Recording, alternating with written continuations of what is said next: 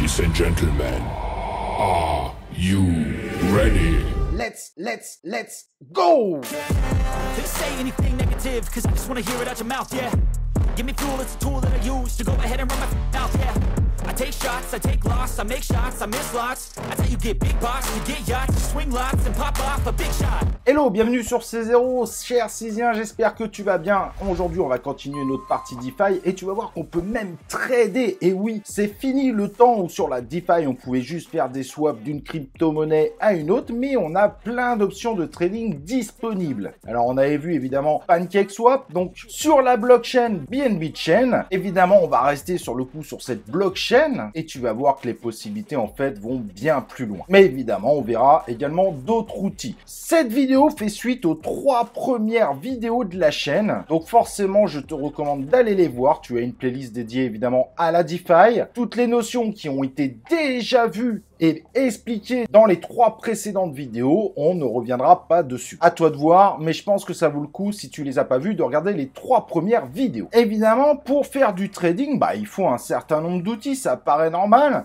On va faire nos ordres d'achat, et je vais expliquer ce qu'est un ordre d'achat dans PancakeSwap. Et oui, en revanche, pour les graphes, on peut utiliser un excellent outil qui s'appelle TradingView, sur lequel on peut faire plein de choses. Il y a plein d'indicateurs possibles. Évidemment, tous les indicateurs ne seront pas disponibles sur la version gratuite, mais honnêtement, pour commencer en trading, c'est déjà plutôt pas mal. Et donc là, on va essayer de trader du BNB en utilisant la paire la plus populaire de la BNB Chain, qui est BNB BUSD. Que vous preniez le graphe sur Binance, Coinbase, PancakeSwap, etc., il n'y a pas de souci, l'ensemble des exchanges, qu'ils soient centralisés ou décentralisés, sont arbitrés. Arbitré, ça veut dire que les prix sont automatiquement remis à jour sur les différents exchanges grâce à un oracle central qui prend l'ensemble des données et qui finalement refournit un prix commun à l'ensemble des exchanges. Donc quand tu vois sur TradingView, tu as évidemment le lien en description si tu as du mal à trouver le site. On a donc actuellement le cours de notre BNB par rapport au BUSD.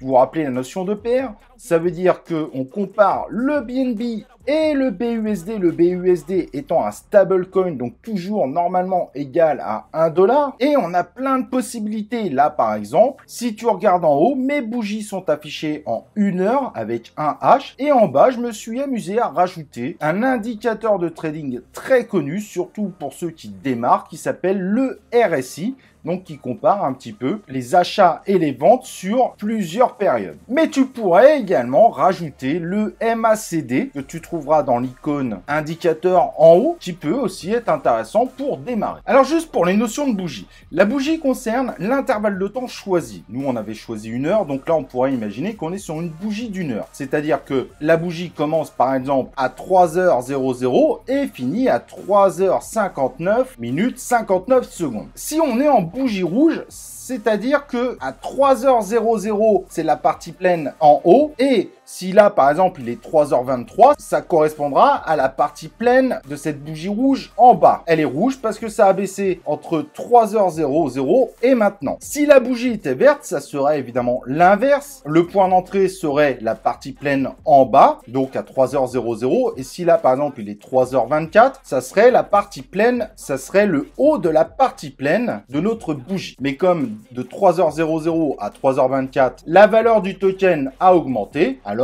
on est sur une bougie verte. Mais souvent, on voit un petit trait au-dessus et en dessous de la bougie. Ce sont en fait les prix maximum, c'est la valeur maximum et la valeur minimum entre 3h00 et l'heure actuelle, donc par exemple 3h24. Mais elles ne sont pas pleines car ces valeurs sont au-delà de l'intervalle actuel, de la valeur actuelle, soit entre 3h00 et maintenant 3h24. C'est pas plus dur que ça. Et si évidemment vous prenez un intervalle d'une journée, chaque bougie représentera une journée. Si vous prenez un intervalle d'une minute, chaque bougie prendra 1 minute et vous pouvez trader en voyant différents mouvements selon si vous êtes en 1 heure, 4 heures, une journée, etc., etc. C'est des notions évidemment qu'on reverra dans d'autres vidéos de C0 Academy. Tu as la possibilité à gauche de tracer des lignes, comme par exemple là dessiner une sorte de triangle de compression. Ça t'aide aussi dans le trading, mais ça évidemment c'est des indicateurs à apprendre, on les apprendra plus tard, mais tout ça pour te dire que tu peux interagir sur le graphe pour pouvoir bien visualiser tes éventuelles stratégies de trading. Ce n'est évidemment pas le seul outil existant, il y a d'autres outils,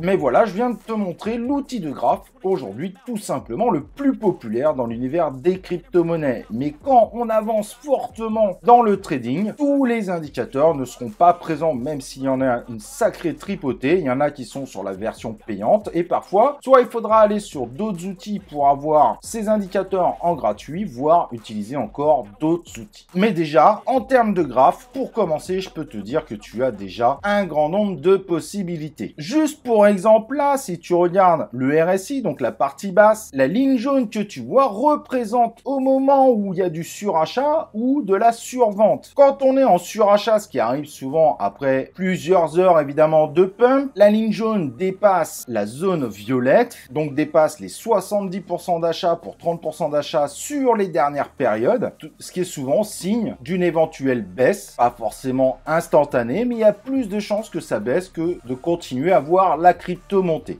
C'est pas systématique bien évidemment, mais en comprenant ça, en regardant les courbes, ça pourra te permettre de bien comprendre comment réagir. Donc c'est pas forcément le bon moment évidemment pour acheter, il y aura probablement meilleur moment. En tout cas, en n'oubliant pas évidemment que c'est un indicateur intéressant, mais on ne peut pas faire sa stratégie sur un seul indicateur. Et si évidemment notre ligne jaune descend en dessous de cette zone violette, je sais on voit pas forcément très bien, vous pouvez changer les couleurs, il y a des options de setting, ça veut dire qu'on passe au-dessus de 70% de vente et donc en dessous de 30% d'achat, donc il y a beaucoup plus de chances que la crypto reparte à la hausse. Donc voilà, je voulais te donner juste ce premier indicateur, première explication, RSI, mais évidemment on en verra d'autres avec le temps, c'était juste pour que tu puisses toi-même t'amuser un petit peu, te familiariser avec TradingView. Et maintenant on va retourner évidemment sur notre PancakeSwap, celui qu'on a vu dans la vidéo précédente pour acheter de la crypto-monnaie, et en haut dans Trade on peut aller sur Limite qui va nous permettre de faire un achat, mais pas à n'importe quel prix.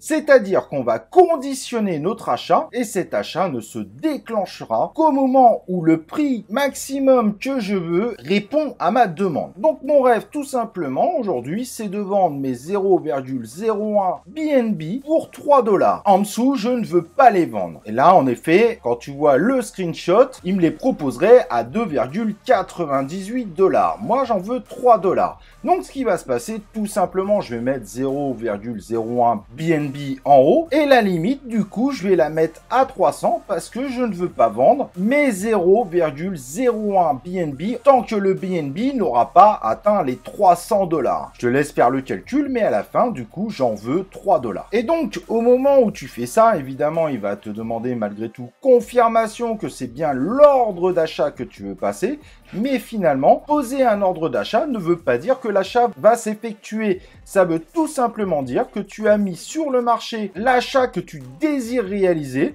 mais tant que le marché ne pourra pas répondre à cette demande, l'achat ne s'effectuera pas.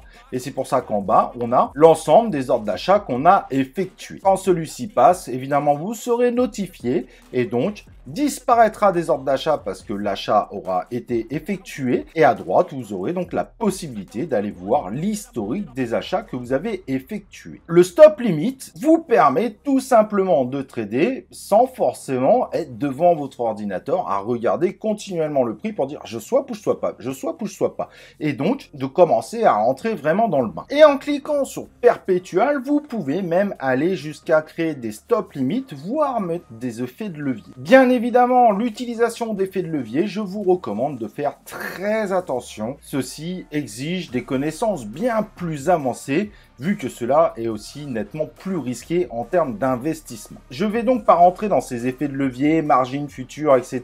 Je vais plutôt vous montrer comment enlever ces types d'options pour en avoir moins sur l'écran, car sur ce tutoriel, c'est pas ce que nous recherchons. Donc on va tout simplement dans la petite icône filtre et on va supprimer display mode, etc., etc., de façon à ne plus afficher ces options-là. Et là, vous avez un outil supplémentaire également très utilisé en trading qui s'appelle le stop limit. Et oui, même en DeFi, nous pouvons en effet faire du stop limit qui va donc vous permettre de pouvoir lancer des ordres d'achat, mais que si ce qu'on appelle le trigger, donc le déclencheur, a été atteint à un moment par le prix du token comparé à l'autre token. Et donc là, mon idée, je vais me dire, je vais décider d'envoyer un ordre d'achat qui dit j'achèterai un BNB quand celui-ci sera en dessous de 295 $, comme tu vois sur le price. Cependant, mon ordre d'achat ne sera envoyé que si le BNB, qui à ce moment-là est à 299,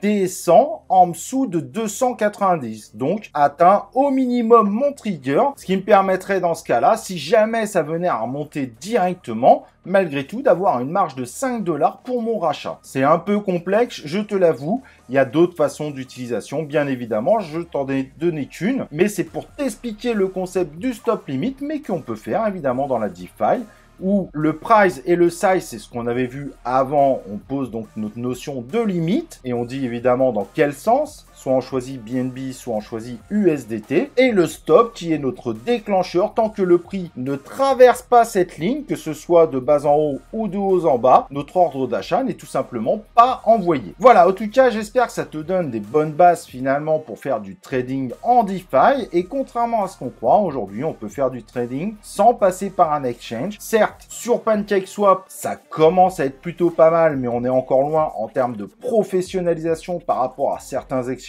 comme Ascendex ou Binance pour ne citer que, mais on a quand même de sacrés outils aujourd'hui qui nous permettent sans souci de se passer évidemment des exchanges si on sait quel outil utiliser. Voilà, n'hésite pas si tu as des questions, n'oublie pas de liker la vidéo. J'espère que tu es abonné évidemment sur C0 Academy, que tu as activé les cloches de notification et nous on se retrouve pour une prochaine vidéo de C0 Academy.